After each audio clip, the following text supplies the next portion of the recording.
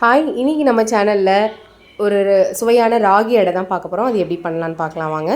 அதுக்கு கடாயில் வந்து நம்ம கொஞ்சமாக ஆயில் சேர்த்துட்டு, இப்போ தாளிக்கிறதுக்கு தேவையான ஜீரகம், கடுகு, கருவேப்பிலை, அதுக்கப்புறம் ஒரு பெரிய ஆனியன் நறுக்கி வச்சுருக்கேன், அதையும் சேர்த்துக்கலாம். காரத்துக்கு வந்து மிளகாய் சேர்த்துக்கிறேன், ஒரு மிளகாய்.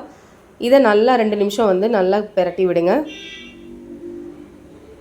இப்போது வந்து முருங்கைக்கீரை வந்து கொஞ்சமாக சேர்த்துக்கிறேன், அதையுமே ஒரு 2 நிமிஷம் இந்த மாதிரி கலந்து விடுங்க. இப்போ நான் 1 கப் கேழ்வரகு மாவு எடுத்து அடுப்பை ஆஃப் பண்ணிக்கோங்க. அந்த ஹீட்லேயே நல்லா வந்து பரட்டி விடுங்க மாவை.